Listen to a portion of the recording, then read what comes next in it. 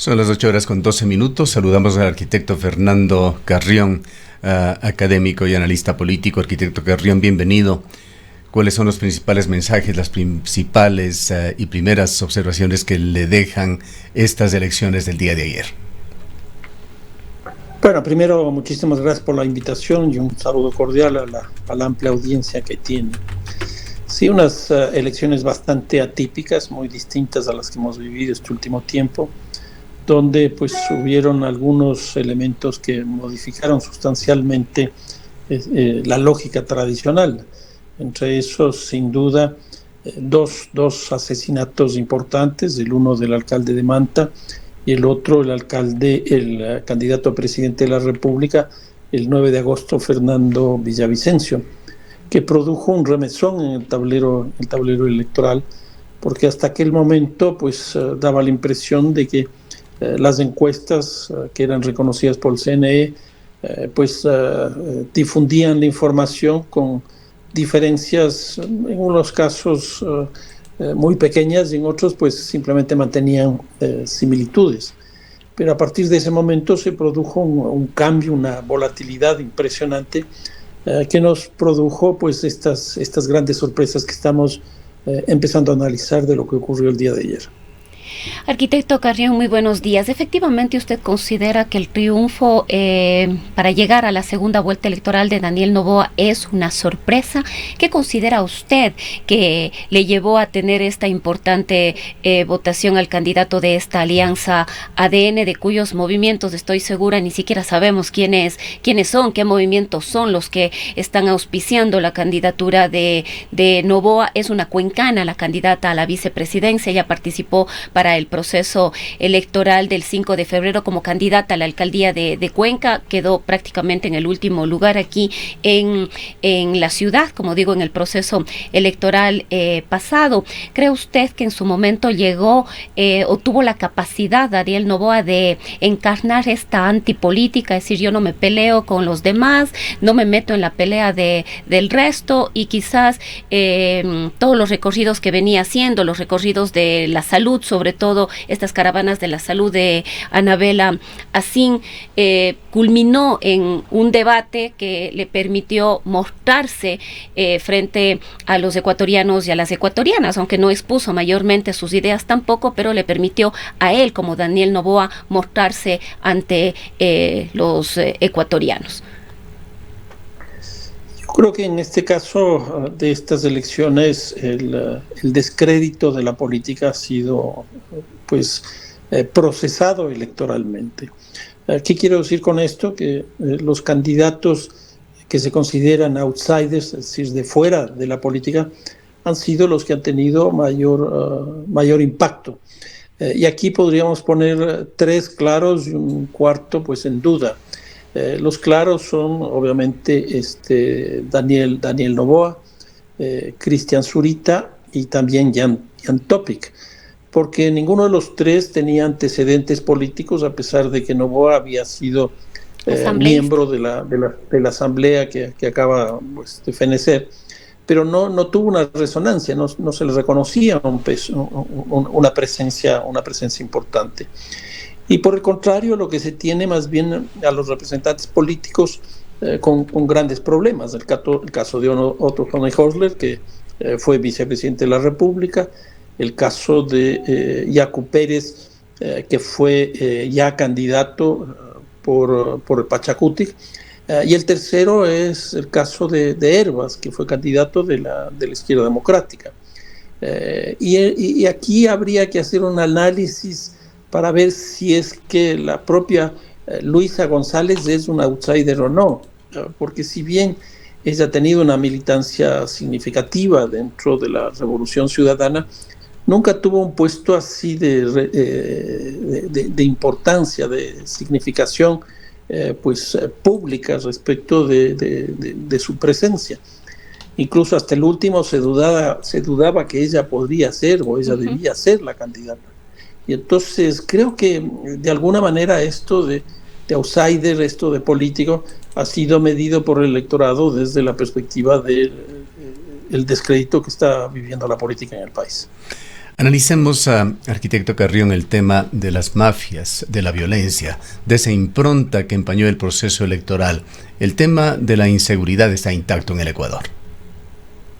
Sí, y yo creo que ahí, por ejemplo, Jan Topic se ubicó bien, sin duda, Cristian Zurita, porque fue el heredero del proceso de la violencia más significativa, pero nuevamente Daniel Noboa también lo hizo, porque si bien en territorio su presencia estaba marcada por estas caravanas de la salud, en su discurso había un vínculo muy estrecho entre la economía vista desde la perspectiva del empleo como una de las causas de la violencia y la violencia en sí misma, de tal manera de que sí ha estado esto presente.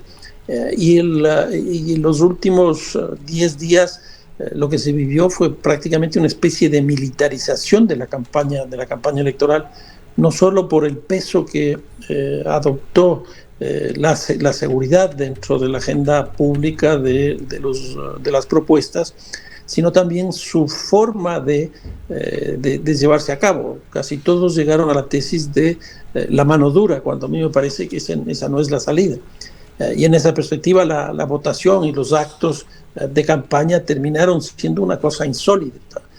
Todos con chalecos, todos con seguridad pues, extremas. Ahí descubrimos estas famosas mantas, los cascos, la cantidad de policías, etcétera, que daba la impresión más bien de un cierre final de un proceso de militarización que hemos estado viviendo. Yo creo que eso es muy peligroso, porque me da la impresión que este segundo tramo de la campaña electoral va a seguir siendo un tema absolutamente dominante.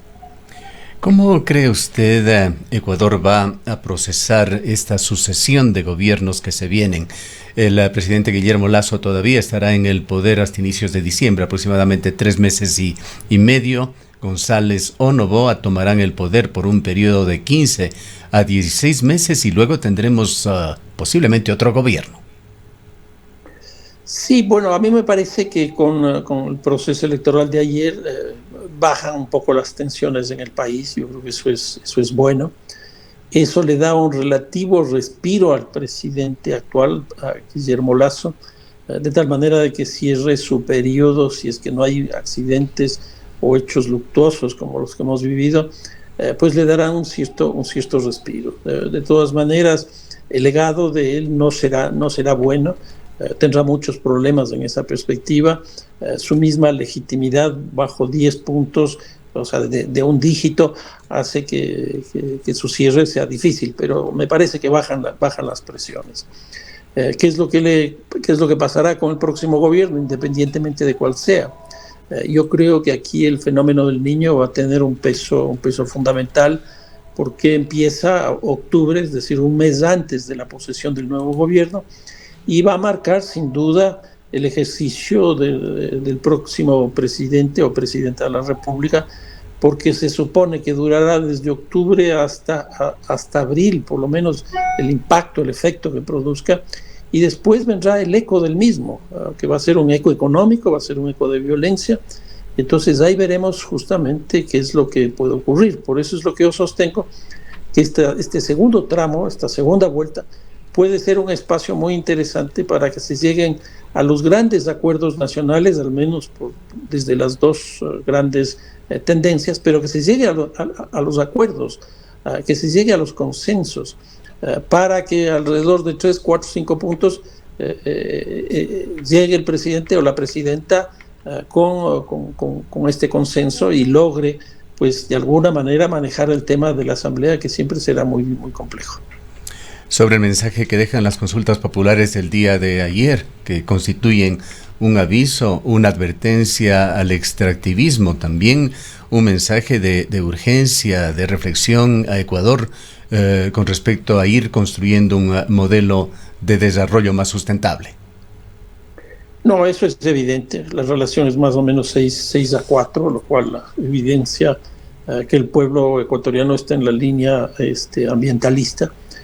Pero también me parece que esto les compromete a los jóvenes, les compromete a las organizaciones ambientalistas, etcétera, que plantearon una serie de alternativas frente a la pérdida económica que significará, por ejemplo, lo del Yasuní. Y entonces ahora es el momento para recuperar esos recursos económicos, entre comillas, perdidos, bajo un modelo de desarrollo absolutamente distinto. Y yo creo que este es un reto no solo de los personeros o del nuevo bloque en el poder, llamémoslo así, de la presidencia de la República, sino de este conjunto de personas que no pueden estar simplemente pues cuestionando, criticando, sino que en esta campaña se ha visto cosas muy interesantes de propuestas que ahora tendrán que llevarse a la práctica. Otro análisis, arquitecto, que quizás es importante de cara a la segunda vuelta electoral es la votación del correísmo. Para la Asamblea Nacional alcanza casi el 40%, pero no tiene los mismos votos, el mismo porcentaje de votación la candidata para la presidencia de la República, Luisa González. Sí, bueno, esto es algo tradicional, que aquellas organizaciones políticas tengan en algún caso más votación para su autoridad máxima y menos votación para los cargos estos de representación en los órganos parlamentarios, o al revés. Yo recuerdo, por ejemplo, el caso de las elecciones en Quito del año 19, cuando Jorge Yundas llega a la alcaldía. Él llega a la alcaldía ganándole a Luisa Maldonado, que era justamente en ese momento se llamaba Compromiso Social de la Revolución Ciudadana. Llega y le gana la alcaldía, pero Jorge Yunda pierde en el Consejo, porque él logra poner simplemente 3, mientras Luisa Maldonado pone 9. Y esto obedece principalmente a que hay una estructura política atrás, que Jorge Yunda tenía mayor conocimiento público, pero mayor desconocimiento en términos de la estructura institucional. Si nosotros eso pasamos a estas elecciones de ayer, pues Luisa González no tenía una presencia relativamente importante en términos públicos, que hizo que, saque este 33%, pero sí había una estructura política atrás que hace que logre justamente este 40%. Ahora, lo que ocurre también es que se cambia el modelo de reparto de las dignidades en la Asamblea. Exactamente. Entonces, eso hará que probablemente la Revolución Ciudadana no logre ni siquiera los 49 que tuvo en el último Parlamento. Habrá que ver eso, todavía yo no he visto esa información, pero creo que es que son más o menos 50 asambleístas que lograra poner la Revolución Ciudadana. Ya con los resultados se mantendría entonces en el mismo nivel que las elecciones pasadas. Mientras, lo que sí hay que tener en cuenta es que, por ejemplo, Lenín Moreno, que en ese momento era Alianza País, logra en primera vuelta el 39%, una cantidad muy alta. Andrés Arauz logra el 34%, y ahora Luisa González un punto menos, 33%, pero con una diferencia notable. Cuando se postula Arauz a la presidencia, fueron 16 candidatos. Hoy día son la mitad.